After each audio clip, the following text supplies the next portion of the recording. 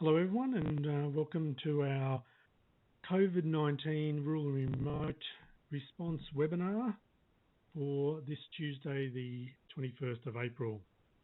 Thanks everyone for joining us. I'm yet again a hold slide tonight as we're having a few problems with our video feed, but you last used to see me as a hold slide from last week anyway, so it won't be too much difference. I'm the clinical lead for ACRM and RDAA's Rural Remote Response, and this is the third webinar in our series.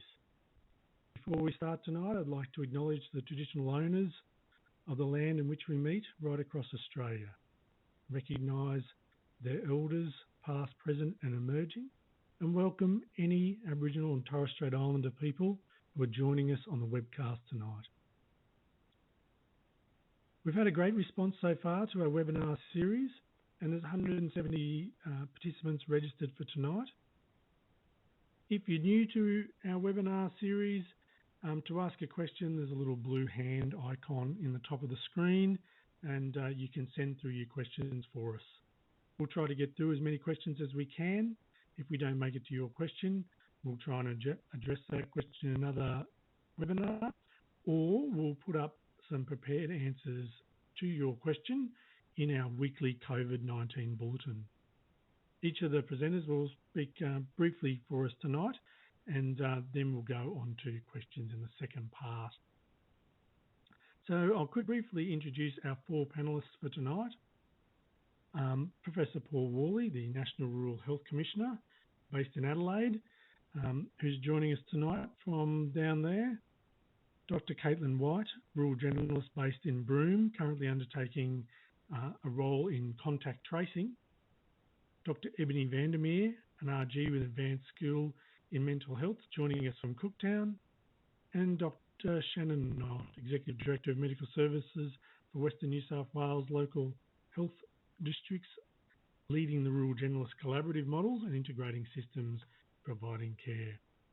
Thanks again for joining us for our third webinar, and I'll now hand over to Professor Paul Worley, the National Rural Health Commissioner.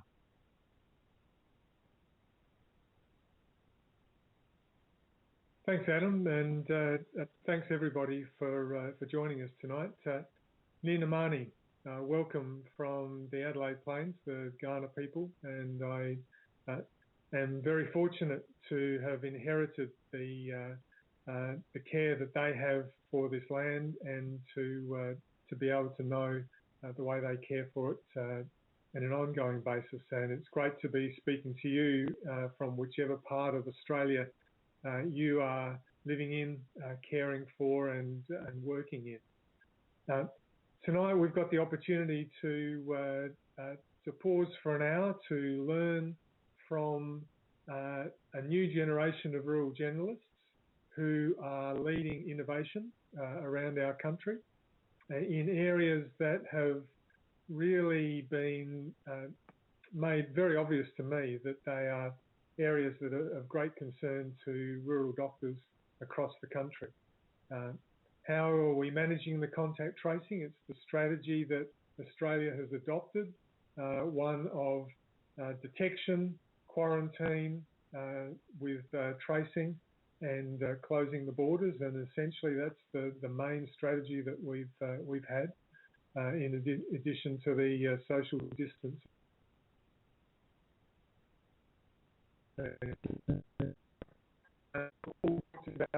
And not only our mental health, but also the health of our patients and communities in these really unforeseen circumstances that we are all confronted by. And the more I go around, the more I realise that this pandemic is actually exposing some of the brittleness and fragility that has just been held together in rural communities by the goodwill and the ingenuity of clinicians and administrators and others as part of the healthcare teams.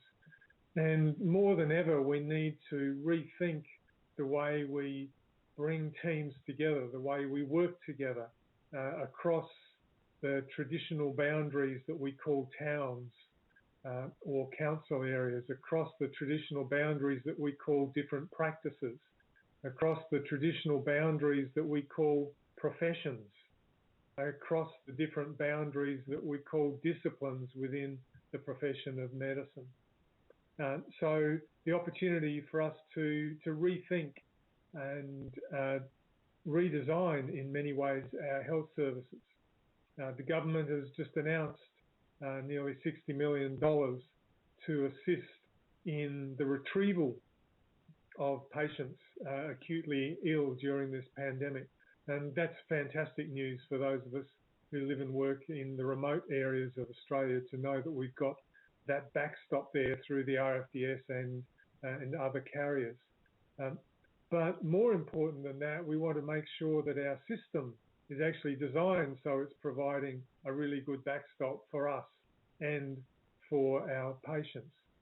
As we've gone up to 6,645 patients Australia-wide at last count this evening, 26 more in the last 24 hours. Importantly, only 33 of those are now ventilated. 33 around the country are requiring ventilation, only 167 in hospital. So our public health approach, our approach of treating this COVID pandemic through the social determinants of a pandemic has been very effective. And it's required an enormous amount of change. One of those changes has been the establishment of specific clinics where we can safely test people in primary care without endangering other people who may be in waiting rooms as part of normal general practice, or endangering the clinicians themselves, who may be vulnerable people. So up to today, 10 GP-run respiratory clinics have opened around Australia, in rural Australia, should I say. 4 of those in rural New South Wales, 2 in the Northern Territory and 2 in Victoria, and 1 in Western Australia and Queensland. Within the next week or so, there will be another 24 of those clinics opening around rural and remote Australia. And the opening of those clinics gives us an opportunity, again, to rethink how we collaborate as primary care clinicians, how we refer amongst clinics, how our patients work with the clinicians who have the right skills at the right time in the right place. And that may not be the way we've worked in the past. The work that I and a number of people have been doing over the last 2 years has never been more important.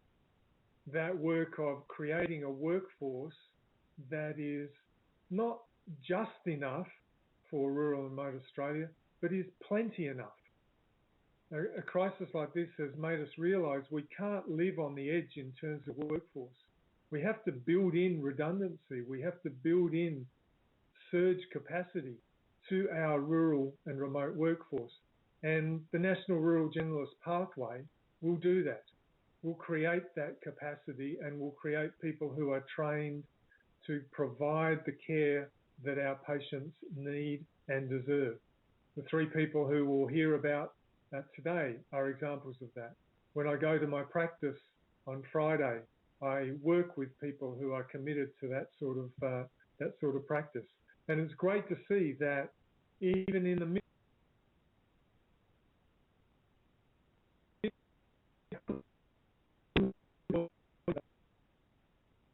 Medical Board of Australia and the AMC, an application to have rural generalists in medicine recognised as a specialised field within the specialty of general practice.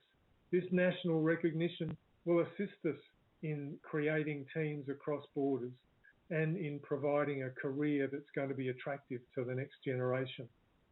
In addition, the Commonwealth Government is finishing contracting with 7 coordinating units to be established in each jurisdiction across the country, so that the groundwork and the team building work amongst the educators and the clinicians and the systems can be put in place to develop the National Rural Generalist Pathway over the next months and years. And importantly, recently, another 100 places were added to our training capacity so that we can start training more people who want to see rural generalists as their career goal, as their career aspiration.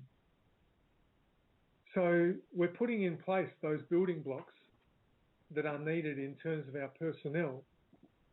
However, we also need to put in place the building blocks, as I said before, in terms of our skills and our approaches. So I'm really looking forward to hearing from the experience in Broome, where they've had to trace through an outbreak of COVID-19. Hearing the experience from Cooktown, a community that has a large number of Indigenous people, and a clinician who is committed to the mental health of both our workforce and our patients, and has trained as a rural generalist in that area. And hearing from Dubbo around how can we strengthen our system so that the fragile solo practitioners no longer have to be the backbone of our rural and remote care delivery, but we can actually look at a networked way that doesn't undermine small town practice. In fact, it strengthens and supports it so that those practitioners feel as though and know they are part of something bigger and something far more robust. So I look forward to listening with you to some of the expertise that I've had the privilege of being able to contact over the last 2 years that I've been working in this position. And I just remind us that as much as we are learning from people who have been on this planet a very short time, we are also learning from people who, through the generations, have been caring for this country in a way that emphasises a bio, psycho, socio, spiritual understanding of health, and one that this pandemic reminds us we need even more than we needed it before the pandemic. So I look forward to your questions. I look forward to responding to issues, and I'm really glad to be in a position to be able to support the respiratory clinics as they go forward in networking and learning together, and continuing to drive the change in workforce in rural generalist medicine and in the allied health areas, those teams that are just so important to our rural communities. So back to you, Adam, and I look forward to hearing what the other presenters have to say. Thanks, Paul. Just a reminder that people can bring their questions into us by just clicking on the little blue hand at the top of the screen, and we can you can ask questions and we'll come to them shortly.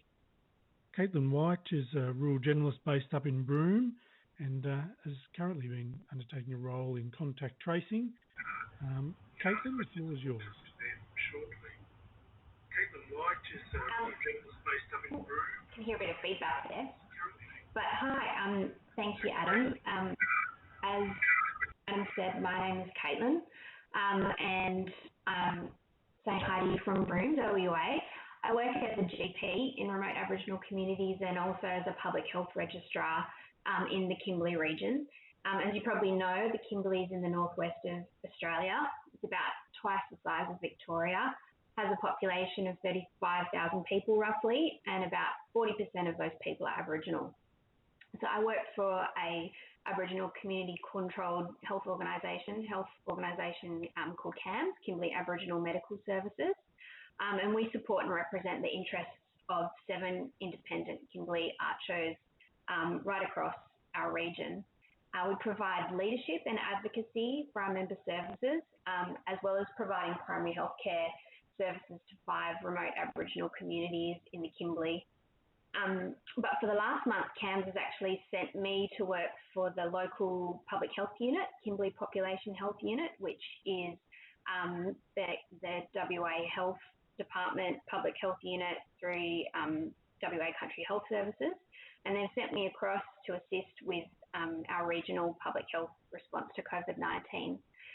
So I think it's a really tangible example of how here in the Kimberley, as Paul said, it's really bringing teams together, and we're working very hard together all of the organisations up here, and we're working well together to try and tackle this pandemic in our corner of the world. There's been really strong regional collaboration, and our main goal obviously is to prevent any cases of COVID and stop the transmission of COVID, but especially in our remote communities, which we know will be particularly vulnerable to transmission of COVID and also of severe forms of the disease. We are preparing for our first case of COVID in a remote Aboriginal community, and we are preparing for the event of community transmission in these communities. But thankfully, so far, we haven't had a case in an Aboriginal person, and we have not had a case in a remote community yet, and we hope to keep it that way. So up here in the Kimberley, we have had to deal with an outbreak. As Paul said, we've had 18 cases across our region in 3 different towns, which has presented lots of challenges for us to manage. So I'm going to tell you a little bit about our contact tracing process and some of the challenges we've come up against. Contact tracing across Australia from the Public Health Unit is guided by national guidelines from the Communicable Disease Network of Australia. That's updated regularly and provides the latest recommendations based on the evidence that we have available. And it was last updated in last weekend on April 17th. So in our unit, what usually happens is we get a call from Pathwest, our statewide pathology services. All of our testing for COVID is done centrally in Perth, so all of the tests from the Kimberley get all the way down to Perth to be done. So there is quite a big time delay in sending a swab and getting a result. You know, it can be up to 3 or 4 days, but we are doing our best to minimise that delay. But as soon as we get a positive result, a public health nurse is assigned to the case. They contact the treating doctor to make sure that the patient has been informed, and they get straight on to speaking to that case on the phone and interviewing them, firstly to determine the symptom onset, which can be difficult for people to remember, and we are finding that lots of people are having very mild symptoms at the beginning of their illness, which influences the date of symptom onset. And then we determine the infectious period. So the current definition of the infectious period is 48 hours prior to symptom onset. This has recently changed. It used to be 24 hours, but they've updated that just last weekend. So any close contact within that infectious period is determined, any close contact with another person, and all of those contacts are followed up by our unit so that they're put into quarantine 14 days from their last exposure. And so their symptoms are assessed and testing is arranged if it's needed. And also those contacts are contacted every day by SMS to monitor how they're going. Our cases, we also interview them to determine any exposure. So in the incubation period, 14 days before the infectious period, we find out exactly where they've been, what they've done. Obviously, travel, large gatherings, contact with confirmed COVID cases are really important, but we try and work out any exposure they could have had so that we can adequately work out what's going on in our community. Some of the challenges that we have faced, large geographical distances, cases in multiple towns all at the same time, difficulties in communicating with those towns and misinformation within communities have all come across our table in the last few weeks. But the main way we've overcome these barriers is by working really closely with other organisations. So just like me from the Aboriginal Health Service being sent to the Public Health Unit, we've worked with AMSs in each town. We've worked with community health nurses to adequately contact trace all of our cases and try and limit transmission. Another really big issue is adequate facilities for people to self-isolate at home, but we've worked with multiple organisations to try and overcome those things as well. We're also mobilising teams of other health professionals, like allied health professionals who have a bit less to do in their normal line of work these days. We are helping to train them up so that if a case comes to their local town or their local part of the world in the Kimberley, they can be deployed really quickly to assist with contact tracing on the ground and management of cases and isolation. So that's the basics of what we're doing at the moment, and I look forward to any questions you might have for me, but I'll pass back over to Adam. Thanks very much, Caitlin. We'll come to try and do questions towards after everyone's had a chance to speak. So if you could just hold, send your questions through using the little blue hand, and we'll come to questions after everyone's spoken. So Ebony Vandermeer is an RG up at Cooktown with an advanced skill in mental health, and I'll hand over to her next. Thanks very much, Adam, and welcome and thanks everyone for joining us tonight. So when Paul asked me to present tonight, he sort of said, well, what have you been doing in the space of mental health locally, and share some of your experiences.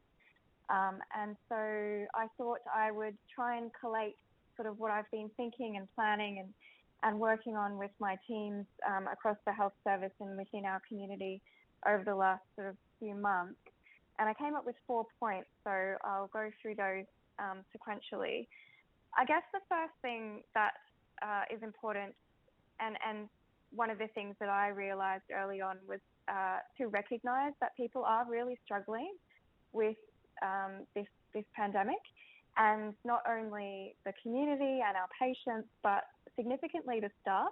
And sometimes it's as simple as, I guess, the sense of tension in the room, or the look on somebody's face, or a snappy word that would otherwise not have been there in normal times.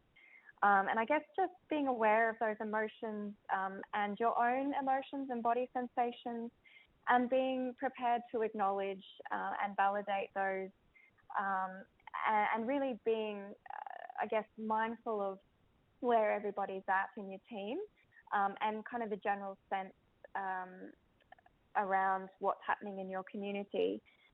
And a part of that recognition, I think, is actually to dedicate a champion of wellbeing within your service and within your team. And that's come down in Cooktown to myself and the mental health team and the RSDF and a number of other NGOs around town.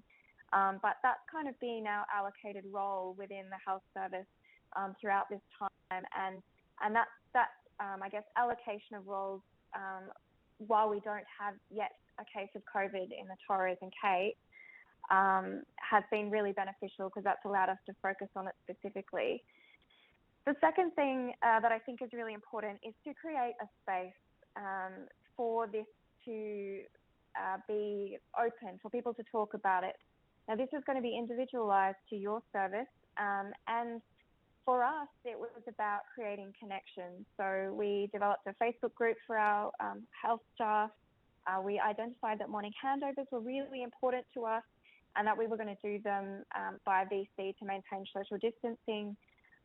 And I always, once a month, do Mental Health Mondays as part of my role as a GP mental health clinician. And that's really around improving skills and knowledge and confidence of our staff in mental health and addictions presentations. Now we're doing that, but weekly. Still call it Mental Health Mondays, but it's a fun and interactive session about wellbeing, and it's open to all the staff, not just clinical staff. And that's a time to connect and build skills and bonds between the staff, so we feel more like we're a team. And that's VC to all the primary healthcare centres that are part of our health service.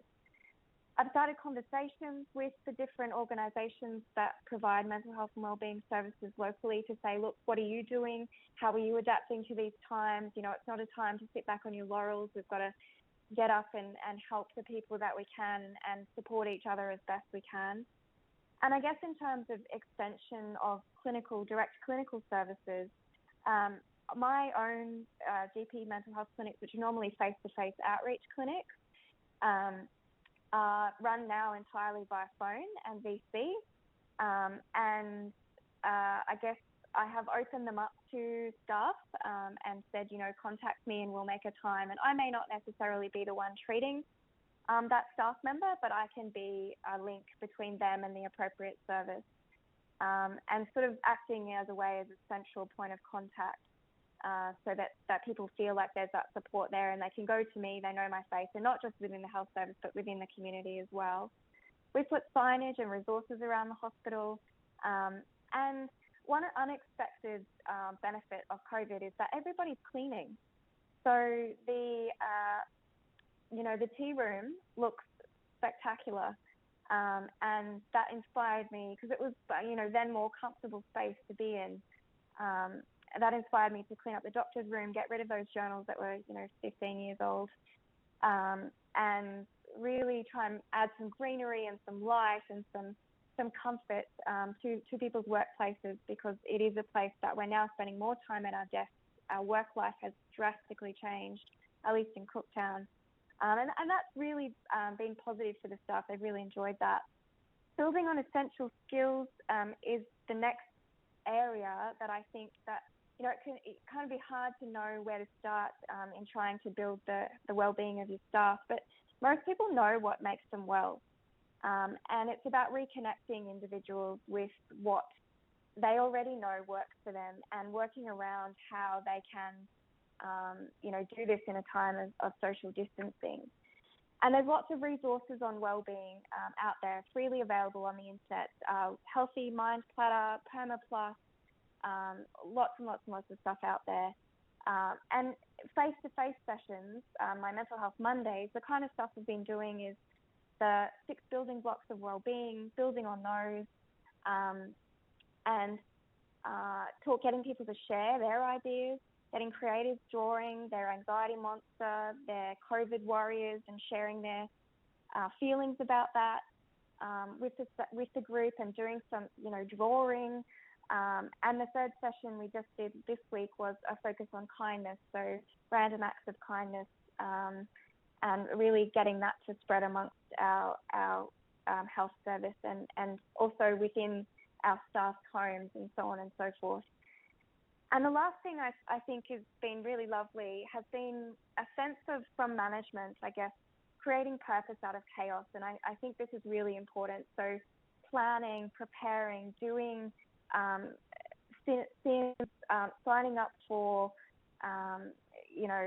the COVID trials, preparing and feeling like you can control, being in control of what you can control, and using that as a channel for improvement of services, and using that energy and drive that we've got at the moment. And perhaps in services like ours, where we've got a little bit of downtime for now, to improve things and change things and innovate in a way that we haven't really been able to do before. Just as an example, our service has gone from, as I said, primarily face-to-face to VC and telephone to primarily online records. We're doing online billing. We're now improving our recall system and I guess allocating people to those kind of roles that are focused on quality improvement and something practical that they can do in this time is really helpful. And I think it gives us a sense of achievement in the midst of the chaos. So that's a very quick rundown of kind of the stuff that I've been doing, and I hope that some of that's helpful. And certainly I would suggest that you share the load.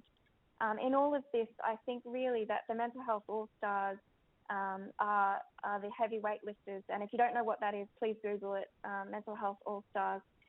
Keep it simple, keep it fun, adapt it to your community. And I'll hand back over to you, Adam. Thank you. Thanks very much, Ebony.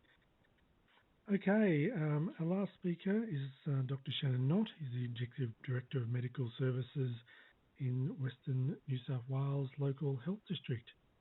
Over to you, Shannon.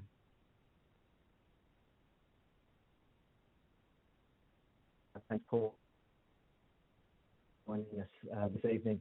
I too would also, at least I'm meeting on Wiradjuri land here, and I think that through the work many of us do in our respective regions across Australia, I hope that through this pandemic we continue to work alongside our Aboriginal communities and populations and peoples to be able to ensure that we doing the best we can for vulnerable communities, and quite clearly Ebony and Caitlin tonight have already been talking about the work that they have done.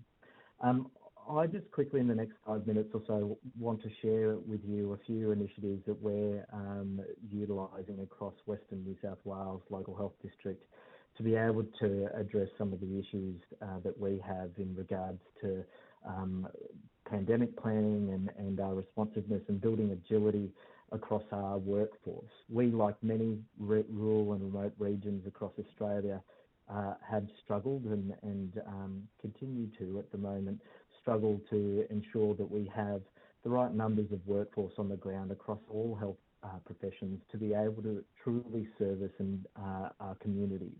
This is not to, I suppose, take for granted the work that many of our dedicated clinicians do on the ground, but we do have some significant challenges. Some of the ways that we've addressed this, both pre-COVID and during COVID times, have been to utilise the way that we provide our workforce on the ground. And one of the big ways in which we have really looked to change some of our models of care is utilising the virtual space for that. Earlier this year, pre the COVID pandemic in Australia, we developed the virtual Rural Generalist service, where we put together a roster of dedicated rural generalists from across Australia to support rural communities in our district. So we have 35 rural and remote communities across our district, and these rural generalists support towns where there are either no doctors available or where doctors put their hands up to say, we need a break. In these times of COVID response, the team has flexed to support more towns where our locum or fly-in, fly-out workforce hasn't been available. We're also looking to utilise this team to support the expansion of different models of care like hospital in the home, outreach clinics, build capacity across our public health unit in regards to escalating care for patients that we're monitoring in communities. We're also working alongside our residential aged care facilities in towns where GPs have either left those communities or are away for extended periods of time. Just during this week, we've run a number of residential reviews in the community where they haven't had a GP for 4 months. And our virtual Rural Generalist service has been servicing the residents in that town to ensure that they get the continuity of care that they deserve. Another example is just over the weekend, we had a doctor who was overwhelmed by the emergency presentations in his local community and needed some time out to be able to regroup and refresh for the evening. And so we utilised this service to be able to run that facility for a number of hours in the afternoon to allow that doctor to get some respite and rest. We'll also utilise the team if we get to a point, and hopefully we never get there, to the point of requiring things like medi-hotels. We will have surge capacity within this virtual Rural Generalist workforce, a workforce understanding community needs, to be able to support patients that may be placed in medi-hotels in terms of monitoring them out of traditional hospital environments. Another area that we're working on as we address some of this pandemic is ensuring that our staff get the relevant training that they need, and our rural generalists get the relevant training they need for those high-risk aerosol generating procedures such as intubation and NIV. We're ensuring our GP anaesthetists undertake simulations in regards to hot intubation and working across organisations, so working with organisations like RFDS and obviously with private practices to ensure that local clinicians, particularly our GP anaesthetists with that unique rural generalist lens, are trained to safely manage patients who may require emergency intervention. The final area, I suppose, that we've been working on for a while is recognising that in many of our small communities, many of our towns and the people and residents in those towns have put their hand up over time to say we need support in being able to ensure in regard to our workforce. When a doctor decides to leave, we're not stuck for months or years trying to look for them. This has brought together a model where we're looking at regionalised or networking practices across multiple small communities who have traditionally struggled to be able to find generalists consistently to meet the primary care needs of those towns. We've tried to work with this model to be able to ensure that we introduce agility in the workforce, and rural generalism has always had that ability to flex amongst the primary care space and into the acute care space, but also introducing that concept amongst our allied health staff in those towns as well as nursing staff as well. We're also working with communities to ensure that they're part of the co-design process to be able to ensure that we are delivering a primary care system, even though we are a state-funded organisation, that is truly able to meet community need and ensure sustainability beyond individual people and allow people to come and go across the spectrum and across the years to be able to support those towns and also to be able to ensure that the GPs that enter those models are supported through appropriate practice support and a team of clinicians across nursing and allied health that can support the needs of those towns. In pandemic times, that model is particularly important, where we have real vulnerabilities across some of our small, rural and remote sites. We need to work together across jurisdictions, across those traditional siloed models where there are state responsibilities or federal responsibilities to say that rural and remote healthcare is a joint responsibility of all of those health bodies, the community and the people in which those towns support going forward. So I suppose that's a real brief touch base on a few areas that we're working on across Western New South Wales in regards to our COVID-19 response and more broadly to ensure that our sustainability across some communities that have traditionally had challenges.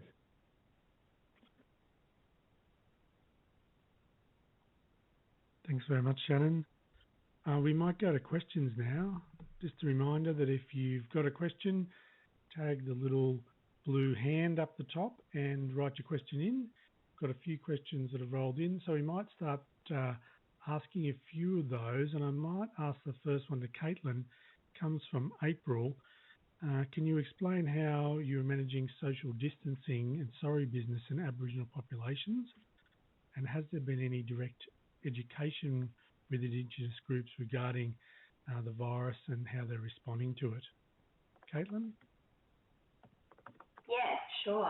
Thanks for the question, April. It's a really good question. I can speak from CAMS, Kimberley Aboriginal Medical Services point of view. We operate, or provide services to several remote Aboriginal communities, and one of our very first priorities back at the beginning of March when things started to get really serious was to produce messaging for our communities with input from our Aboriginal staff and Aboriginal staff on the ground and community members and councils that would help spread the message and get the message across about physical distancing and what needed to be done to stop and prevent transmission. I think one of the biggest things was the early closure of remote Aboriginal communities to prevent non-essential travel into them. Social distancing and, as you said, sorry business, those sorts of things in communities, it's very difficult for people to manage social distancing when houses have a lot of people living in them and people live very closely in those places. Funerals are very important, and that sorry business time is also very important. It was quite early on to get the messaging out that at this stage funerals can't happen. And with regards to our communications, we have several very key messages. For instance, for social distancing, our key message is to stay 2 big steps away from people, as well as the hand hygiene and other hygiene messages. We have key messages under the banner of keeping community safe and strong. That's our big message for our communities, and everything that we've produced which you can check out on the CAMS website, is based on that message. We've got videos explaining transmission in animation, also translated into Creole, which has been shared on our social media sites. We thankfully have quite a big social media following with our Her Rules, Her Game campaign, which is a sexual health campaign, and it focuses on women's footy. We have quite a good social media following, and it's pretty big in the Kimberley. So we've been able to utilise those forums to get the message out. Some other things we've done is a lot of people in the remote communities use USB sticks to be plugged straight into their TVs to watch videos and other things. So we've sent USB sticks out to the communities with music and music to watch and listen to, interspersed with key messages. We've provided direct education to our patients on dialysis. So we've produced communications and PowerPoints and things for them, so that while they're sitting in the chair, they can get those messages as well and learn about those. And I think most importantly, it's really our staff on the ground, and particularly our Aboriginal health workers. We need more and more of them, because I think that's, in everything we do, that's the most effective way is our Aboriginal health workers spreading those key messages to the communities they live and work in. It was a big undertaking to get all of that done really quickly, and I think it's gone quite well. But I think that managing how people live and influencing how people live at the moment in remote Aboriginal communities is going to continue to be a challenge. But I think that the main thing is we've been working with community councils and the elders in those communities to help disperse and disseminate messages as well. So lots of different things. It's a bit scattered because we've been doing so much recently. But yeah, there's been a lot of work from a lot of organisations, including our own, to try and get those messages out.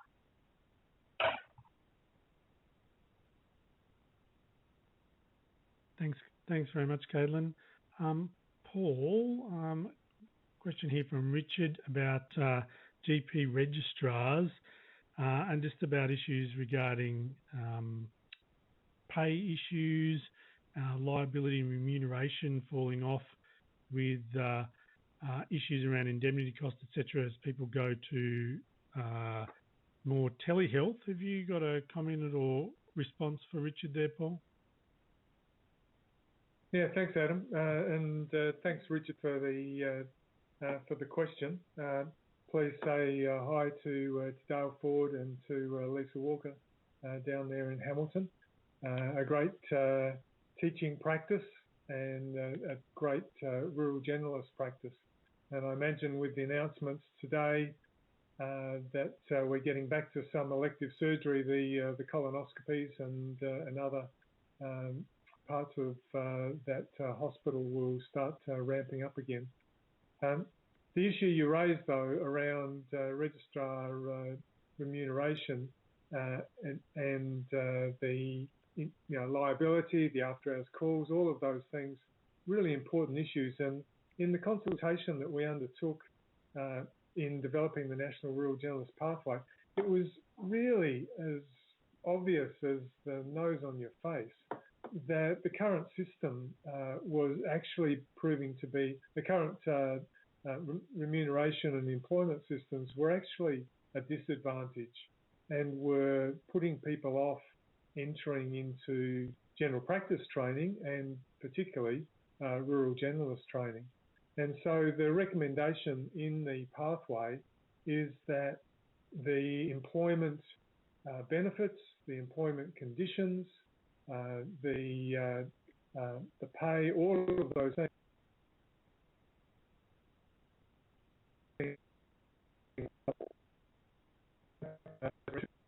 to be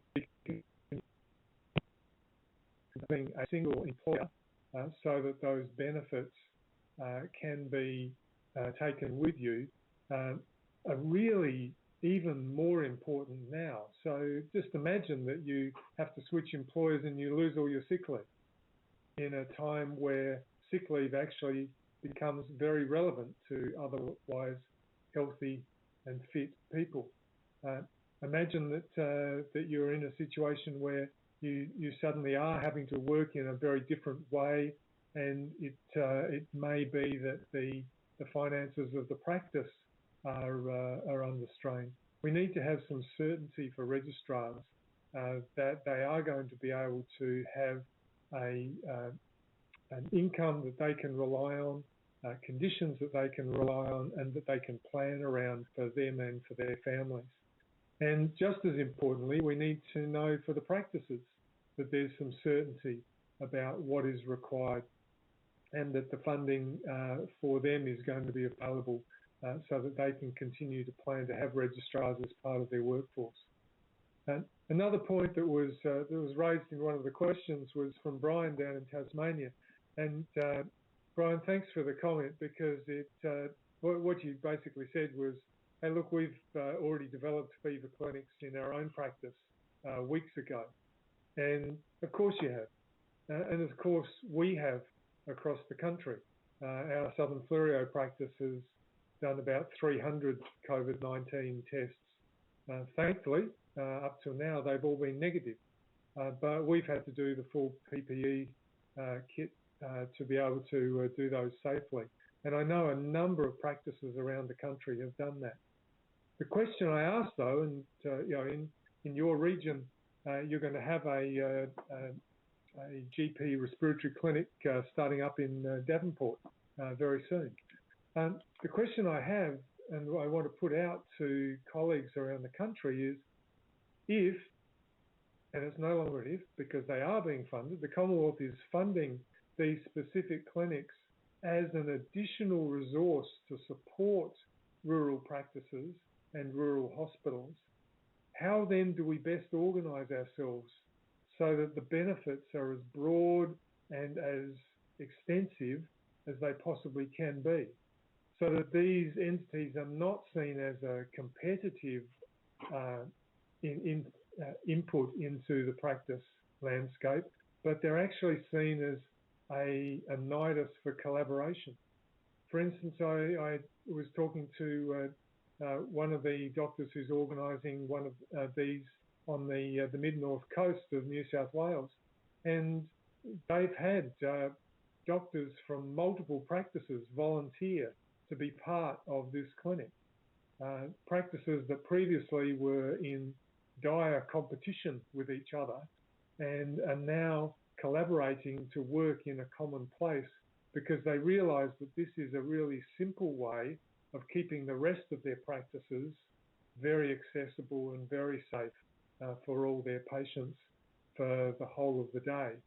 So yes, practices have already started doing these clinics, and that just reinforces the ingenuity and the resourcefulness and the skill and commitment of rural generalists across our country.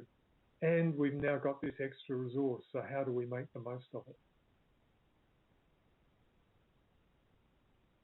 Thanks, Paul. Ebony, question coming in on email, and it's quite lengthy, so I'll just paraphrase it. Have you been seeing more patients in your practice who you not normally would be seeing for mental health problems, but are having increased anxiety or mental health presentations due to isolation? Thanks, Adam. Yes, and thanks for the question. Absolutely. So I see, I guess, a good mixture of mental health patients and also just general practice patients. And I would say that nearly all of my general practice patients are suffering in one way or another because of anxiety, because of isolation, because they are they feel like they've lost that social connection that was the thing that kept them well, and limited physical activity too, because they feel like they can't go out. And a lot of patients who I've previously seen for mild to moderate mental illness who got better, and then subsequently with the world climate as it is at the moment, have noticed that they've needed extra support and have linked back in. So there's really a full spectrum, a lot of anxiety in just the general population. And then I guess the situations that make people feel anxious and low in mood, like having no money, like being isolated from those they love, like feeling they've lost their purpose, like they're, not having meaningful work to engage in, and being able to go out and get sun and get fresh air and, exercise in the way that they normally would. That's having a huge impact on people. And I think that once you kind of empower those people to do what they can do within their control to adapt to their current circumstances and give them that confidence that, yes, they can go out to exercise if they're socially isolating, not talking about, if they're isolating at home, but there's other ways to exercise at home and just opening up that conversation so they can problem solve for themselves about what's going to work for them and giving them that sort of basic psychoeducation about lifestyle stuff that we as GPs do every day.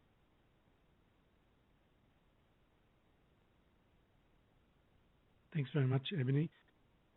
We've had a few connection issues tonight, and occasionally the audio and video is breaking up. So thanks everyone who's staying on with us. We'll keep going with the next question to Shannon. With flexibility in the workforce, and particularly it's great to have rural generalists being able to help out in areas of need, how does the current situation with not being able to cross state borders and having to self-isolate if you come across affected that workforce, and are there any lessons that can be learned? Thanks, Adam. So I think this is a great question, and one of the big things that we will all have to do in the washout of all of this is really take some time to reflect and see what are the lessons that we have learnt from this. I think a lot of people are really flagging that business as usual will not be the pre-COVID business as usual, and I think that we as advocates for our communities need to make sure that the lessons and the good things that we have found out of this crisis are able to be continued going forward, and that involves looking at the positives going forward. In regards specifically the state barriers and not being able to move, I think that there are ways around it, and there are agreements in place depending on states around being able to get people across states and having relevant written information from employers to get across there. But I think the real big lessons in regards to what we can learn going forward is actually what can be done virtually. We know that with the MBS changes and the advances in regards to telehealth item numbers available for clinicians across the board, within not too long, in a very short time period, we hit around the 3 million mark in regards to video conferencing and virtual item numbers being built across this country. In our region, in rural Western New South Wales, we have endeavoured down a virtual path of being able to support our face-to-face workforce for a while now. And I think one of the great things that we will learn out of this is what can actually be done differently so that we can ensure and build capacity in our rural and remote communities. And this is not to say that virtual should ever take place of face-to-face, but certainly it should be able to be there to support what we are doing on the ground, how we can continue to build capacity across our rural and remote sites, and really understand what models of care do we need to develop to be able to empower our rural and remote health commissions to be able to, I suppose, achieve the best outcomes for their patients. But also, we know that the new generation of workers going through the system are also keen to ensure that they develop a work-life balance that supports their mental well-being, supports them being able to support their families. And I think in the long term, if we're able to enable that, this will allow us to see longevity of rural and remote clinicians in communities where we may not have previously. I think some of the lessons that we will learn and things that we will really need to strongly advocate for Rural Generalists is how can we bolster our capabilities going forward.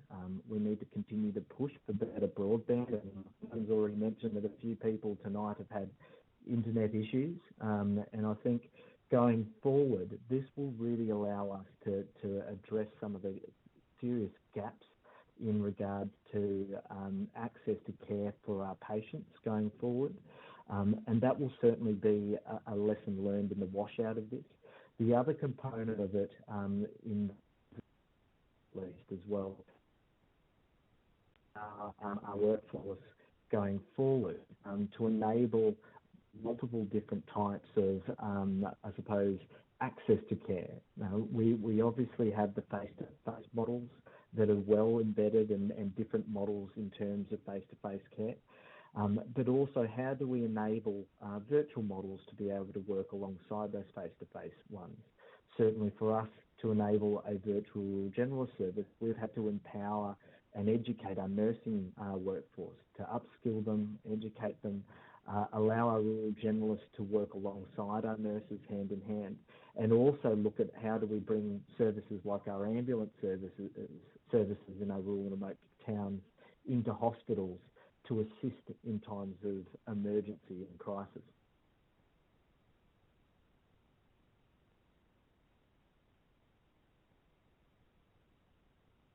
Thanks, Shannon. I'm not sure if we lost you there, mate, or you just finished up. No, So just finished up. Yeah, sorry, Adam. Yeah. Thanks, mate. A question from April regarding PPE. This is quite a common question we've got about PHNs are providing masks, but they're not really providing gowns, gloves, those sorts of things. This is a question we have raised with all levels of government. We've raised it with the Chief Health Officer several times. We've raised it with the ministers. We've raised it again with the Minister tonight at a meeting we were on before this to try and get some more clarity and supply for PPE for respiratory clinics. I think it's important that people continue to keep a close stockpile and be monitoring their PPE use very carefully. I'd invite people to fill in our PPE questionnaire that we've got online so that we can raise these further to the department and to the various ministers. Thanks very much for that question, and hopefully if we all continue to raise this issue, more and more PPE will be released and will be able to be made available. We pointed out to the Minister tonight that it wasn't necessarily a issue of cost, etc., but there's just none available out there to get, and so we're making every provision possible to make more PPE available. Again, thanks everyone for participating tonight, and I'll quickly ask our participants to, in 30 seconds, to see if there's anything else they want to say, because we'll definitely have to wrap up. We're coming to the end of our time tonight. So again, Paul, thanks for joining us. Any last comments? Yes, thanks, Adam. I just reflect on that PPE issue. The National Medical Stockpile started in 2002 as a response to 9/11, which occurred in 2001. Where our country is at the moment in terms of its response to COVID-19 would be a far worse position if we hadn't planned ahead. If we had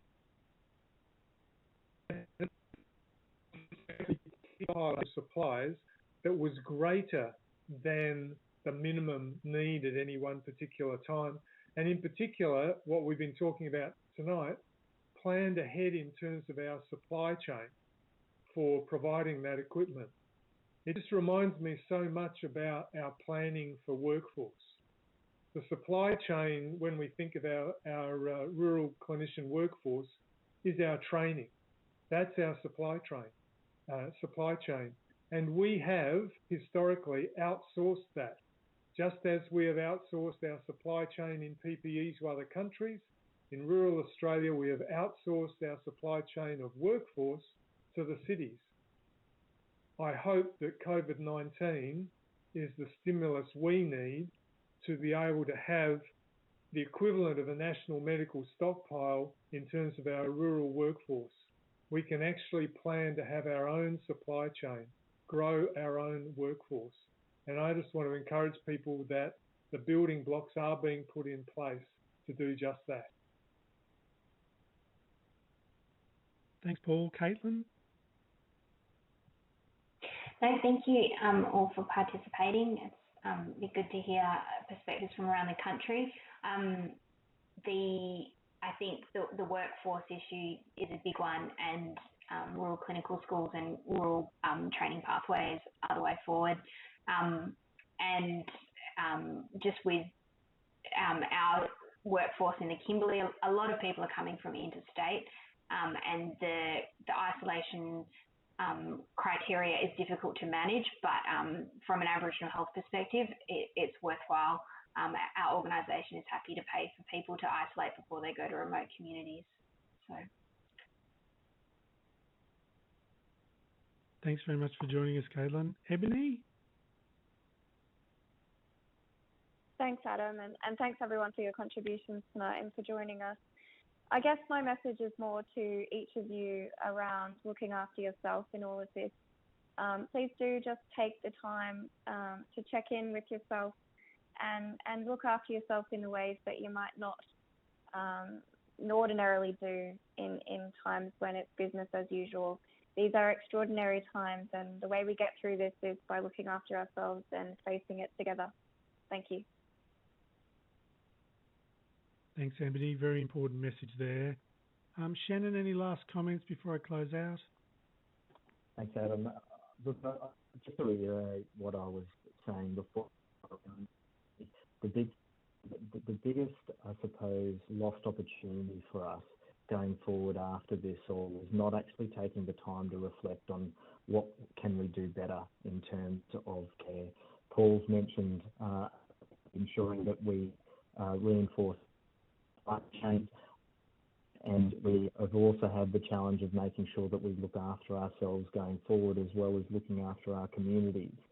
I think each of us have examples in our own respective fields in terms of great pieces of work that are being done across rural and remote communities across Australia. And I think after all of this is done, we need to take time to reflect and also congratulate our colleagues and each other for the work that we're doing and really, I suppose, sing together in regards to pointing out how great our rural generalist workforce is and more broadly our rural clinical workforce.